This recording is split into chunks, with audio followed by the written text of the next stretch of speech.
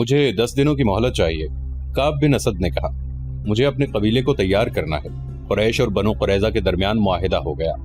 سعد بن عتیق معمولی قسم کا ایک جوان تھا جس کی مدینے میں کوئی حیثیت نہیں تھی۔ وہ خنجر اور تلواریں تیز کرنے کا کام کرتا تھا۔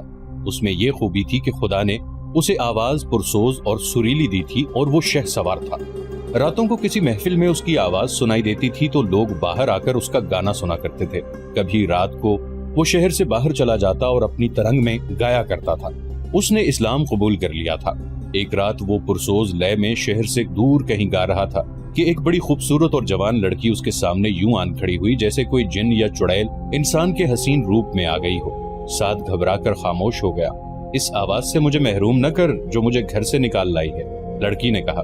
مجھے دیکھ کے تو خاموش ہو گیا ہے تو میں دور چلی جاتی ہوں۔ اپنے نغمے کا خون نہ کر، تیری آواز میں ایسا سوز ہے جیسے تو کسی کے فراق میں نغمہ سرا ہے۔ کون ہے تو؟ سعد نے کہا۔ اگر تو جنات میں سے ہے تو بتا دے۔ لڑکی کی جل ترنگ جیسی ہنسی سنائی دی۔ صحرا کی شفاف چاندنی میں اس کی آنکھیں ہیروں کی طرح چمک رہی تھیں۔ میں بنو قریظہ کی ایک یہودی کی بیٹی ہوں اور میں مسلمان ہوں۔ مذہب کو درمیان میں نہ لا، یہودن نے کہا۔ نغموں کا کوئی مذہب نہیں ہوتا۔ میں تیرے لیے نہیں، تیرے نغمے اور تیری آواز کے لیے آئی ہوں۔ سعد دوبارہ اپنی دھن میں گنگنانے لگا۔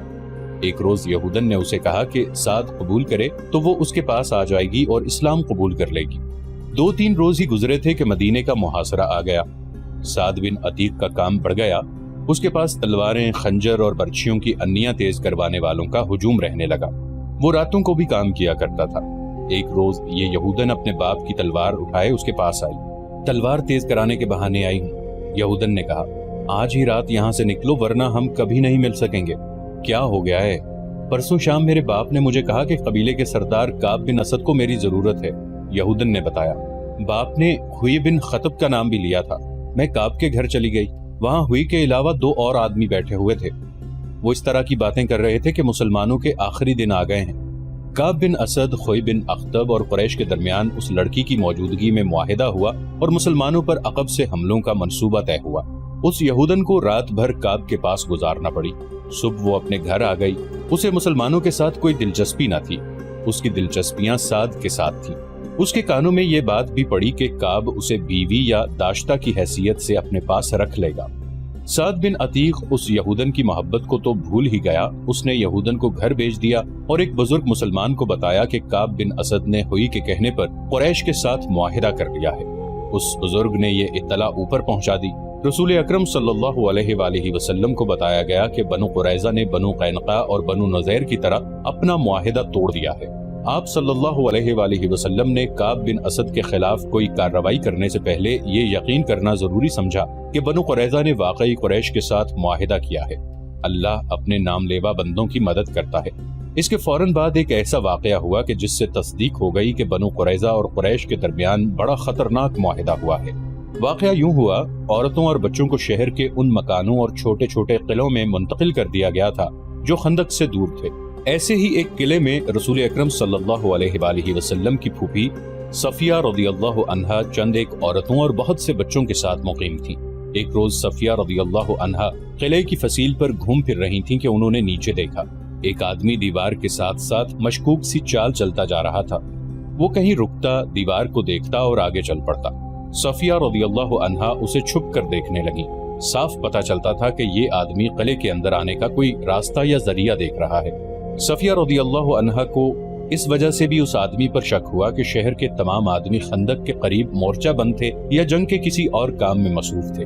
اگر یہ کوئی اپنا آدمی ہوتا اور کسی کام سے آیا ہوتا تو دروازے پر دستک دیتا۔ قلعے میں عورتوں اور بچوں کے ساتھ صرف ایک مرد تھا۔ یہ تھے عرب کے مشہور شاعر حسان رضی اللہ عنہ بن ثابت۔ صفیہ رضی اللہ عنہا نے حسان رضی اللہ عنہ سے کہا کہ نیچے ایک آدمی مشکوک انداز سے دیوار کے ساتھ ساتھ جا رہا ہے، مجھے شک ہے کہ وہ یہودی ہے۔ صفیہ رضی اللہ عنہا نے حسان رضی اللہ عنہ سے کہا، تم جانتے ہو حسان، بنو قریظہ نے دوستی کا معاہدہ توڑ دیا ہے۔ یہ شخص مجھے یہودیوں کا مخبر معلوم ہوتا ہے۔ بنو قریظہ ہم پر عقب سے حملہ کریں گے تاکہ ہمارے مردوں کی توجہ خندق کی طرف سے ہٹ جائے اور وہ پیچھے آ جائیں۔ یہودیوں کے پاس ہمارے مردوں کو مورچوں سے نکال کر پیچھے لانے کا یہ طریقہ کارآمد ہوگا کہ وہ ان قلعوں پر حملہ شروع کر دیں جن میں عورتیں اور بچے ہیں۔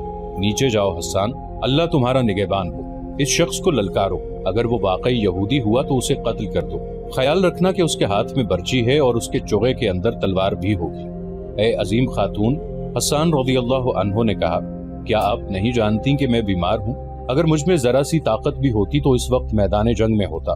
مورخ ابن حشام اور ابن قتیبہ نے لکھا ہے کہ عرب کے عظیم شاعر کا یہ جواب سن کر رسول اکرم صلی اللہ علیہ وآلہ وسلم کی پھوپھی صفیہ رضی اللہ عنہا خود اس مشکوک آدمی کو پکڑنے یا مارنے کے لیے چل پڑی، لیکن یہ نہ دیکھا کہ ایک مسلح مرد کے مقابلے میں جاتے ہوئے ان کے ہاتھ میں کون سا ہتھیار ہے۔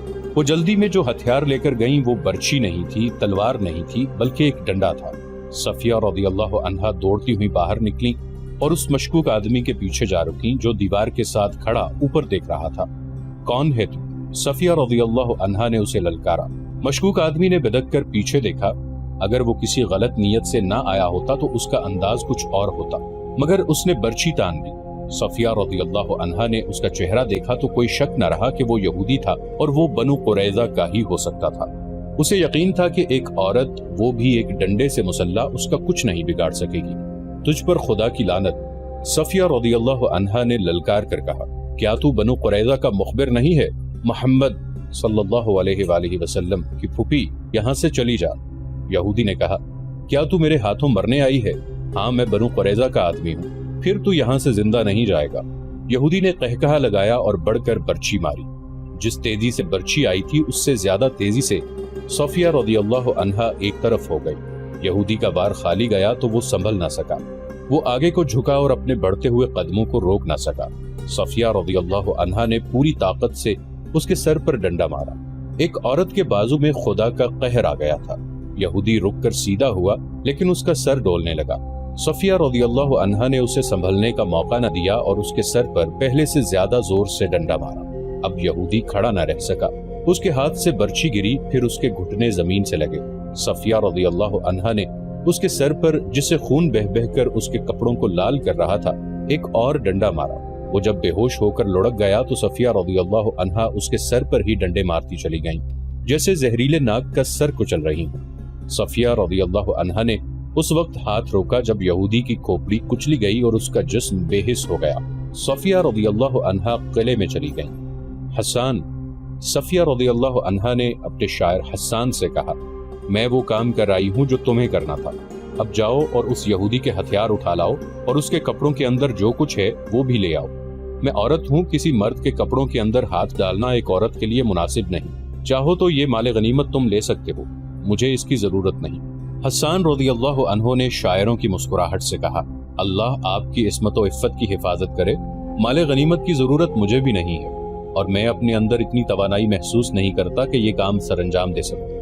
مورخین لکھتے ہیں کہ یہ خبر رسول کریم صلی اللہ علیہ وآلہ وسلم تک پہنچی تو آپ صلی اللہ علیہ وآلہ وسلم کو پریشانی ہوئی۔ شہر میں خوراک کی کیفیت یہاں تک پہنچ گئی تھی کہ ہر فرد کو اس کی اصل ضرورت کی صرف 1/4 خوراک ملتی تھی۔ رسول کریم صلی اللہ علیہ وآلہ وسلم نے خدائے ذوالجلال سے مدد مانگی اور کوئی حکمت عملی سوچنے لگے۔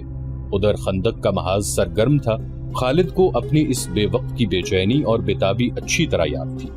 وہ خندق کے ساتھ ساتھ گھوڑا دوڑاتا اور کہیں سے خندق عبور کرنے کے طریقے سوچتا تھا۔ وہ مرد میدان تھا، لڑے بغیر واپس جانے کو اپنی توہین سمجھتا تھا، مگر وہاں لڑائی اس نوعیت کی ہو رہی تھی کہ قریش کے تیر انداز خاصی تعداد میں خندق کے اس مقام پر قریب آتے جہاں مسلمان مورچہ بند تھے۔ یہ سلا کی پہاڑی تھی۔ تیر انداز مسلمانوں پر تیر برساتے، مسلمان جوابی تیر اندازی کرتے۔ کبھی قریش کا کوئی تیر انداز جیش کسی اور جگہ سنتریوں پر تیر چلاتا، مگر مسلمانوں کا جیش فوراً پہنچ جاتا۔ رات کو مسلمان خندق پر سنتریوں کی تعداد میں اضافہ کر دیتے تھے اور قریش خندق سے دور پیچھے خیمہ گاہ میں چلے جاتے تھے۔ رسول کریم صلی اللہ علیہ وآلہ وسلم کو جہاں مدینے میں خوراک کی قلت کا جو قحط کی صورت اختیار کرتی جا رہی تھی احساس تھا، وہاں آپ صلی اللہ علیہ وآلہ وسلم کو یہ بھی معلوم تھا کہ قریش کا لشکر بھی نیم فاقہ کشی پر آ گیا ہے۔ یہ وہ کیفیت ہوتی ہے جو انسانوں کو ایک دوسرے کی شرائط ماننے پر اور معاہدوں اور سمجھوتوں پر مجبور کر دیتی ہے۔ کسی بھی تاریخ میں اس شخص کا نام نہیں لکھا جسے رسول کریم صلی اللہ علیہ وآلہ وسلم نے خفیہ طریقے سے قریش کے اتحادی غطفان کے سالار عینیہ کے پاس اس مقصد کے لیے بھیجا کہ اسے قریش کی دوستی ترک کرنے پر آمادہ کرے۔ اسے یہ نہیں کہا گیا تھا کہ وہ مسلمانوں کے ساتھ مل جائے، رسول کریم صلی اللہ علیہ وآلہ وسلم کا مقصد صرف یہ تھا کہ غطفان اور عینیہ رضامند ہو جائیں اور اپنے قبیلے کو واپس لے جائیں تو قریش کا لشکر 2000 نفری کی فوج سے محروم ہو جائے گا۔ یہ توقع بھی کی جا سکتی تھی کہ دوسرے قبائل بھی غطفان کی تقلید میں قریش کے لشکر سے نکل جائیں۔ کیا محمد ہمیں زبانی معاہدے کی دعوت دے رہا ہے؟ سالار عینیہ نے رسول خدا صلی اللہ علیہ وآلہ وسلم کے ایلچی سے کہا، ہم نے یہاں تک آنے کا جو خرچ برداشت کیا ہے وہ کون دے گا؟ ہم دیں گے۔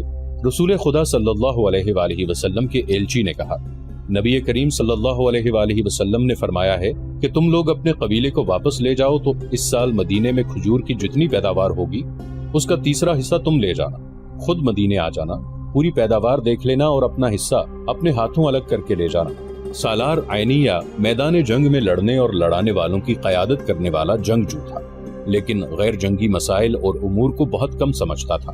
مورخ ابن قتیبہ نے لکھا ہے کہ اس واقعے کے کچھ ہی عرصے بعد رسول اللہ صلی اللہ علیہ وآلہ وسلم نے اسے مستعد احمق کا خطاب دیا تھا۔ وہ بڑے طاقتور جسم والا اور جسمانی لحاظ سے پھرتیلا اور مستعد رہنے والا آدمی تھا۔ اس نے اپنے سردار غطفان سے بات کی، خدا کی قسم محمد نے ہمیں کمزور سمجھ کر یہ پیغام بھیجا ہے۔ غطفان نے کہا، اس کے ایلچی سے پوچھو کہ مدینے کے اندر لوگوں کو بھوک کا سامنا نہیں، ہم انہیں بھوک سے نڈال کر کے ماریں گے۔ کیا تم دیکھ نہیں رہے کہ ہمارا اپنا لشکر بھوک سے نڈال ہو رہا ہے؟ سالار عینیہ نے کہا، مدینے والے اپنے گھروں میں بیٹھے، ہم اپنے گھر سے بہت دور آ گئے ہیں۔ کیا لشکر میں تم بے اطمینانی نہیں دیکھ رہے؟ کیا تم نے دیکھا نہیں کہ ہماری کمانوں سے نکلے ہوئے تیر اب اتنی دور نہیں جاتے جتنی دور اس وقت جاتے تھے جب تیر اندازوں کو پیٹ بھر کر کھانا ملتا تھا؟ ان کے بازوؤں میں کمانے کھینچنے کی طاقت نہیں رہی۔ کیا اس کا فیصلہ تم کرو گے کہ ہمیں محمد کو کیا جواب دینا چاہیے؟ غطفان نے پوچھا، یا میں فیصلہ کروں گا جو قبیلے کا سردار ہوں؟ خدا کی قسم میدان جنگ میں جو فیصلہ میں کر سکتا ہوں وہ تم نہیں کر سکتے۔ سالار عینیہ نے کہا، اور میدان جنگ سے باہر جو فیصلہ تم کر سکتے ہو وہ فیصلہ میری عقل نہیں کر سکتی۔ میری عقل تلوار کے ساتھ چلتی ہے، مگر یہاں میری فوج کی تلواریں اور برچیاں اور ہمارے تیر مایوس ہو گئے ہیں، ہم خندق کے پار نہیں جا سکتے، ہمیں محمد کی بات مان لینی چاہیے۔ اور انہوں نے رسول کریم صلی اللہ علیہ وآلہ وسلم کی بات مان لی۔ ایلچی امید افزا جواب لے کر آ گیا۔ اسے قریش کا کوئی آدمی نہیں دیکھ سکا تھا کیونکہ غطفان کی فوج محاصرے کے کسی اور مقام پر تھی۔ اللہ کے رسول صلی اللہ علیہ وآلہ وسلم کے خلاف کون بول سکتا تھا؟ مگر آپ صلی اللہ علیہ وآلہ وسلم نے اسلام کی تعلیمات کے عین مطابق اپنے سرکردہ ساتھیوں کو بلایا اور انہیں موقع دیا کہ کسی کو آپ صلی اللہ علیہ وآلہ وسلم کے فیصلے سے اختلاف ہے تو وہ بولے۔ آپ صلی اللہ علیہ وآلہ وسلم ایک شخص کا فیصلہ پوری قوم پر ٹھونسنے کے قائل نہ تھے، چنانچہ آپ صلی اللہ علیہ وآلہ وسلم نے سب کو بتا دیا کہ آپ نے غطفان کو کیا پیشکش کی ہے۔ یہاں امت کو مشورے کی اہمیت سکھائی گئی ہے۔ نہیں، چند پرجوش آوازیں اٹھی، ہماری تلواریں جن کے خون کی پیاسی ہیں، خدا کی قسم ہم انہیں اپنی زمین کی پیداوار کا ایک دانہ بھی نہیں دیں گے۔ جنگ تو ہوئی نہیں، ہم لڑے بغیر کیوں ظاہر کریں کہ ہم لڑ نہیں سکتے؟ اس کی تائید میں کچھ آوازیں اٹھی۔ ایسی دلیلیں دی گئیں جنہیں رسول اللہ صلی اللہ علیہ وآلہ وسلم نے اس لیے قبول فرما لیا کہ یہ اکثریت کی آواز تھی۔ آپ صلی اللہ علیہ وآلہ وسلم نے اپنے ایلچی کو دوبارہ غطفان اور عینیہ کے پاس نہ بھیجا، لیکن آپ صلی اللہ علیہ وآلہ وسلم نے سب پر واضح کر دیا کہ تدبر اور حکمت عملی کے بغیر محاصرہ نہیں توڑا جا سکے گا۔ خدا حق پرستوں کے ساتھ تھا۔ رسول کریم صلی اللہ علیہ وآلہ وسلم نے اپنے اللہ سے مدد مانگی جو ایک انسان کے روپ میں آپ صلی اللہ علیہ وآلہ وسلم کے سامنے آ گئی۔ یہ تھے نعیم رضی اللہ عنہ بن مسعود۔ ان کا تعلق غطفان کے قبیلے کے ساتھ تھا۔ نعیم رضی اللہ عنہ سرکردہ شخصیت تھے، خدا نے انہیں غیر معمولی دماغ عطا کیا تھا۔ 3 اہم قبیلوں قریش، غطفان اور بنو قریظہ پر ان کا اثر و رسوخ تھا۔ ایک روز نعیم رضی اللہ عنہ جو کہ قبیلہ غطفان میں تھے، مدینے میں رسول خدا صلی اللہ علیہ وآلہ وسلم کے سامنے آ کھڑے ہوئے۔ خدا کی قسم تو قبیلہ غیر کا ہے۔ رسول اللہ صلی اللہ علیہ وآلہ وسلم نے فرمایا، تو ہم میں سے نہیں، تو یہاں کیسے آ گیا؟ میں آپ میں سے ہوں۔ نعیم رضی اللہ عنہ نے کہا، مدینے میں گواہ موجود ہیں، میں نے درپردہ اسلام قبول کر لیا تھا، اپنے قبیلے کے ساتھ اسی مقصد کے لیے آیا تھا کہ آپ صلی اللہ علیہ وآلہ وسلم کے حضور حاضر ہو جاؤں، مگر موقع نہ ملا۔ پتہ چلا کہ آپ صلی اللہ علیہ وآلہ وسلم نے میرے قبیلے کے سردار اور سالار کو قریش سے دوستی ترک کر کے واپس چلے جانے کا پیغام بھیجا تھا، اور آپ صلی اللہ علیہ وآلہ وسلم نے اس کا معاوضہ بھی بتا دیا تھا، لیکن آپ نے بات کو مزید آگے نہ بڑھایا۔ اللہ کی تجھ پر رحمت ہو، रसूल खुदा सल्लल्लाहु अलैहि वआलिहि वसल्लम ने पूछा, क्या तू बात को आगे बढ़ाने आया है? नहीं मेरे अल्लाह के सच्चे नबी, नईम रज़ियल्लाहु अन्हु ने जवाब दिया, मुझे आप ही के कदमों में आना था। अहले मदीना पर मुश्किल का वक्त आन पड़ा है, मैं अपनी जान लेकर हाजिर हुआ। ये हुजूर सल्लल्लाहु अलैहि वआलिहि वसल्लम के और इस्लाम के शैदाइयों के जिस काम आ सकती है, हुजूर के कदमों में पेश करता हूँ। अपने लश्कर में से छुप छुपा कर निकला हूँ। खंदक में उतर तो गया, लेकिन संतरियों की मौजूदगी में ऊपर आना खुदकुशी के बराबर था। ऊपर चढ़ना वैसे भी महाल था। बड़ी मुश्किल पेश आई।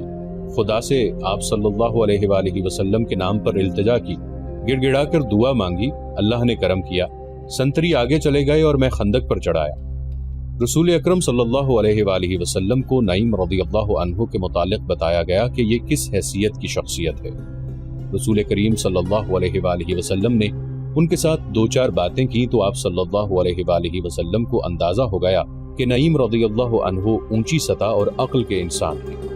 आप सल्लल्लाहु अलैहि वआलिहि वसल्लम ने नईम रज़ियल्लाहु अन्हु को बताया कि मुहासरे ने जो हालात पैदा कर दिए हैं, उनसे निकलने के लिए ज़रूरी हो गया है कि कुरैश के लश्कर में जो मुख्तलिफ कबाइल शामिल हैं, उन्हें कुरैश से बदज़न किया जाए। इसका तरीका यह है कि 2-3 कबाइल के साथ खुफिया मुआहिदे कर लिए जाएं। या रसूल अल्लाह, नईम ने कहा, अगर मैं ये काम अपने तरीके से करूं तो क्या हुजूर मुझ पर एतमाद करेंगे? तुझ पर अल्लाह की रहमत हो नईम, रसूलुल्लाह सल्लल्लाहु अलैहि वआलिहि वसल्लम ने फरमाया, मैं तुझे और तेरे नेक इरादों को अल्लाह के सुपुर्द करता हूँ। मैं वापस अपने कबीले में चला जाऊंगा। नईम ने कहा, लेकिन ये नहीं बताऊंगा कि मैं मदीने में आया था। यहाँ से मैं काब बिन असद के पास जा रहा हूँ। मेरे अल्लाह के रसूल सल्लल्लाहु अलैहि वसल्लम मेरी कामयाबी के लिए दुआ फरमाइए। मदीना में रात को पहरे बड़े सख्त थे। पीछे की तरफ खंदक नहीं थी, उधर पहाड़ियों ने कुदरती दिफा मुहैया कर रखा था। उधर पहरेदारों और गश्ती संतरियों की तादाद ज्यादा रखी गई थी और शहर के किसी आदमी का भी उधर जाना बड़ा मुश्किल था। रसूल अकरम सल्लल्लाहु अलैहि वसल्लम ने नईम रज़ियल्लाहु अन्हु के साथ अपना एक आदमी भेज दिया ताकि कोई संतरी उन्हें रोक न ले। ये आदमी नईम रज़ियल्लाहु अन्हु को मदीने के साथ बाहर तक छोड़कर वापस आ गया। रात का पहला पहर था जब नईम रज़ियल्लाहु अन्हु बनु कुरैज़ा की बस्ती में काब बिन असद के दरवाजे पर पहुंचे। दरवाजा गुलाम ने खोला। तुम मुझे अच्छी तरह जानते हो ना काब? नईम रज़ियल्लाहु अन्हु ने पूछा। नईम बिन मसूद को कौन नहीं जानता था? काब ने कहा, गतफान के कबीले को तुझ जैसे सरदार पर बहुत फख्र होगा। कहो नईम, रात के इस पहर में तुम्हारी क्या खिदमत कर सकता हूँ?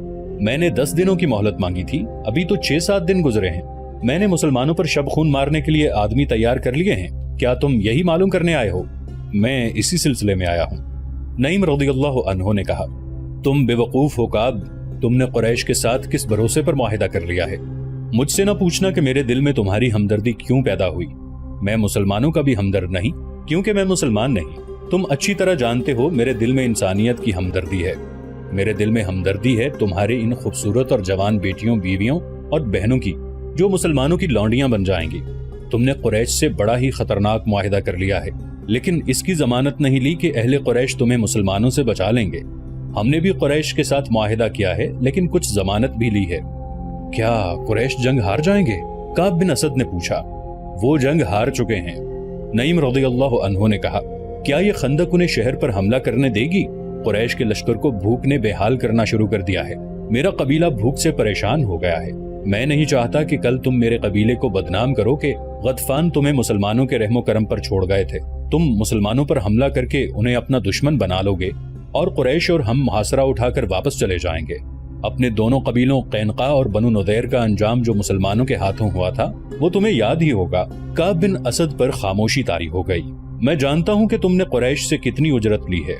नईम ने कहा, लेकिन ये खजाना जो तुम उनसे ले रहे हो, ये खूबसूरत लड़कियां जो खुई बिन अख्तब ने तुम्हारे पास भेजी हैं, ये सब मुसलमानों की मलकियत हो जाएगी और तुम्हारा सर तुम्हारे तन से जुदा होगा। तो क्या मैं कुरैश से मुआहिदा तोड़ दूं? काब ने पूछा। मुआहिदा ना तोड़ो। नईम रज़ियल्लाहु अन्हु ने कहा, उन्हें अभी नाराज न करो, लेकिन अपनी हिफाजत की उनसे जमानत लो। अरब के रिवाज के मुताबिक उन्हें कहो कि उनके ऊंचे खानदानों के कुछ आदमी तुम्हें यरगमाल के तौर पर दे दें। अगर उन्होंने अपने चंद एक मुअज़्ज़िज़ और सरकर्दा आदमी दे दिए तो ये सबूत होगा कि वो मुआहिदे में मुखलिस हैं। हाँ नईम, काब बिन असद ने कहा, मैं उनसे यरगमाल में आदमी मांगूंगा।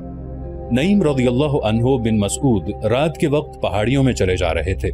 उनकी मंजिल कुरैश की खैमागाह थी जो कई मील दूर थी। सीधा रास्ता छोटा था, लेकिन रास्ते में खंदक थी। وہ بڑی دور کا چکر کاٹ کے جا رہے تھے۔